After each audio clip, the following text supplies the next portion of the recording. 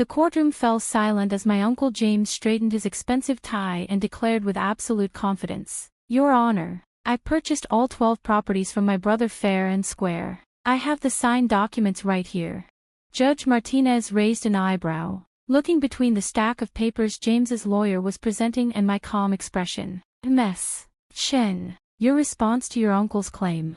I opened my laptop, maintaining eye contact with James as I connected it to the courtroom's display system. "Your Honor, I'd like to show you a video recorded at Sunrise Valley Nursing Home 3 weeks ago. The date and time stamps are authenticated." James's lawyer suddenly stood up, his chair scraping loudly against the floor. "Objection, Your Honor. This evidence wasn't submitted during discovery." "Actually," I smiled, "it was." Page 47 of our evidence list clearly includes a video testimony from Richard Chin, dated March 15. "Your office acknowledged receipt." The judge nodded. "Objection overruled. Proceed, Ms. Chen."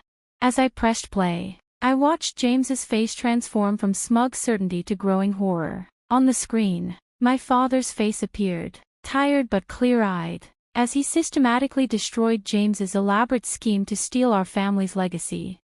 But let me back up and explain how we got here. I'm Anna Chin, 34, a corporate lawyer specializing in real estate transactions. My father, Richard Chin, built a successful property development business from nothing after immigrating to America in the 1980s. Through decades of hard work, he acquired 12 valuable commercial properties across the city.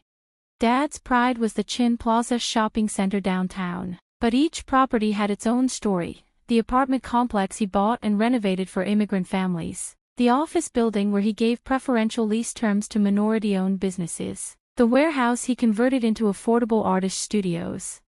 Uncle James, my father's younger brother, took a different path in life. While Dad built his business through honest work, James bounced between get-rich-quick schemes and failed ventures. He was always looking for the easy way, the angle to exploit. "Your uncle just needs time to find his path," Dad would say whenever James asked for money. He helped James out of numerous financial holes over the years, always believing his brother would eventually straighten out. 3 years ago, Dad was diagnosed with early-onset Alzheimer's. It was devastating for our family, watching this brilliant, detail-oriented man struggle with basic tasks. My mother Mary became his primary caregiver, but as his condition worsened, we made the difficult decision to move him into specialized care at Sunrise Valley. That's when James started showing up more frequently, always when I was at work. He'd bring documents for Dad to sign, claiming they were routine business matters that Dad had supposedly discussed with him earlier. The nursing staff later told me they felt uncomfortable about these visits, but James would insist it was family business and that he had authority to handle Dad's affairs. I first noticed something was wrong when I was reviewing Dad's quarterly property management reports. Lease payments for several properties had been redirected to new accounts. When I investigated, I discovered paperwork claiming James had purchased all 12 properties for a fraction of their value. The documents were dated over the past year, during periods when Dad's confusion was at its worst. James had taken advantage of his own brother's illness to steal millions of dollars worth of property.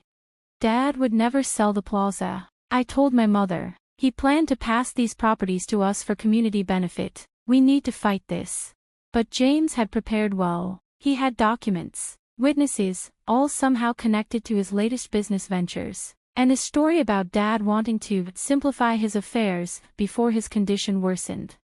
What James didn't know was that I'd been quietly documenting everything: every suspicious visit, every questionable document, every irregular financial transaction. More importantly, I'd been recording Dad's moments of clarity at the nursing home.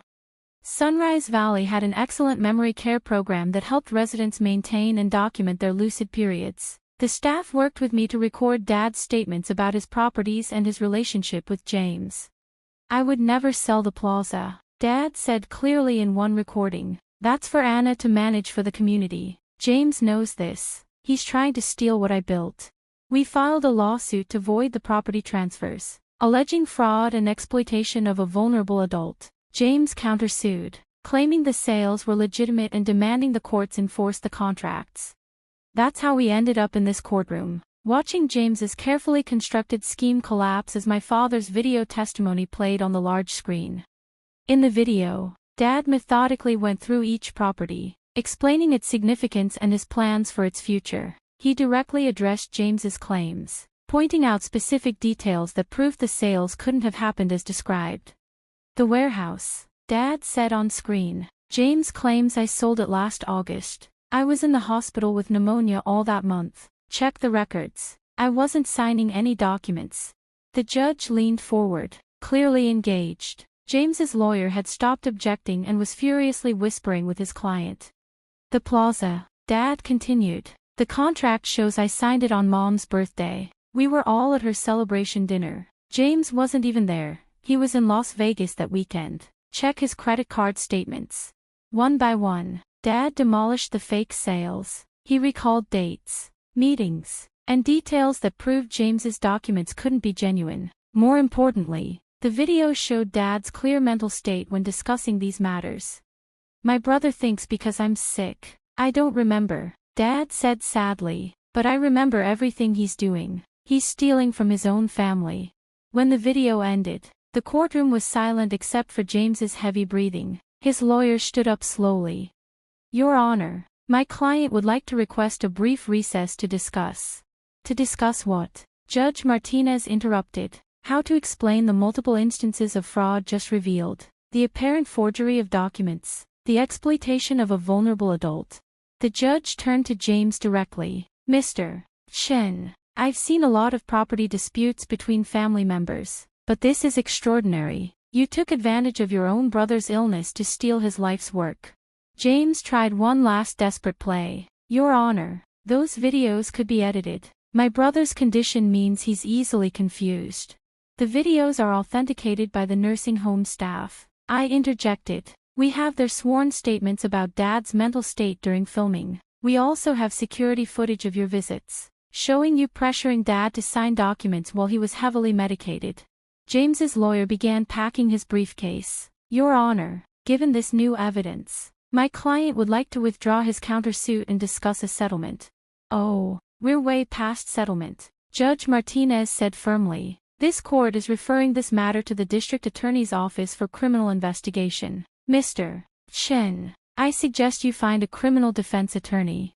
I watched my uncle's face crumple as he realized the magnitude of his mistake. He'd assumed that Dad's illness meant there would be no consequences for his actions. He'd underestimated both Dad's moments of clarity and my determination to protect our family's legacy. The judge's ruling was comprehensive. All property transfers to James were voided. He was ordered to repay any rental income he'd collected, plus penalties and legal fees. The evidence was referred for criminal prosecution for elder abuse and fraud. As we left the courthouse, my mother squeezed my hand.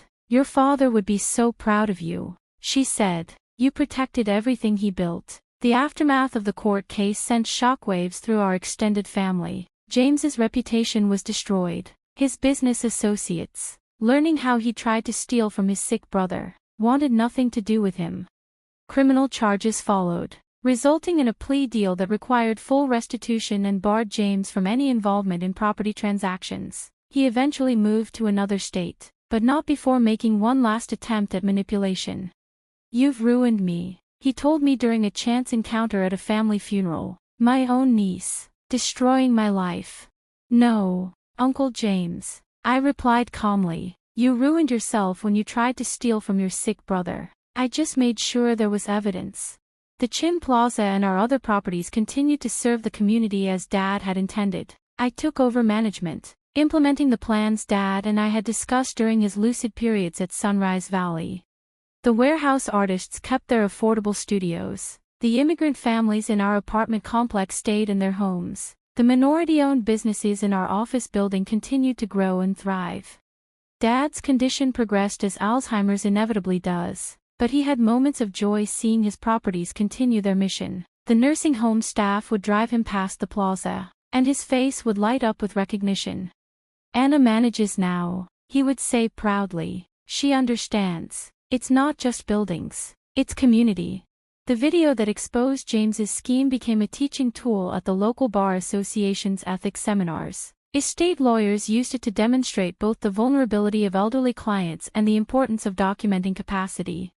James's lawyer was sanctioned by the state bar for his role in the fraud. He admitted knowing the documents were questionable but claimed James had assured him everything was legitimate. A lawyer's duty is to the truth. The Bar Association panel wrote in their decision, not to enabling family members to steal from vulnerable relatives.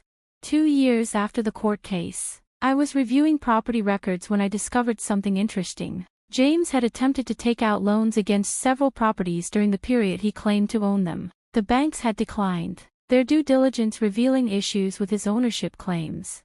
Your uncle tried to leverage properties he didn't own, my assistant explained, showing me the rejected loan applications. The banks saw red flags and reported them, but the reports went to departments that didn't communicate with each other. This discovery led to a new policy at our management company, regular audits of all property records and loan applications, ensuring no one could ever attempt James's scheme again. The criminal case against James concluded with a plea agreement. He admitted his crimes, agreed to restitution, and accepted a ban from any property-related business. The judge, noting the exploitation of a vulnerable family member, also required community service at an Alzheimer's care facility. Maybe working with dementia patients will teach you empathy, the criminal court judge told him, though I doubt it. Mom moved into a cottage on the plaza property, keeping Dad's vision alive through community programs and events. She started a support group for families dealing with early-onset Alzheimer's, sharing our story as a warning about protecting vulnerable relatives. The nursing home strengthened their protocols around document signing, requiring independent verification for any legal or financial papers. They used Dad's case to train staff on recognizing and preventing financial exploitation.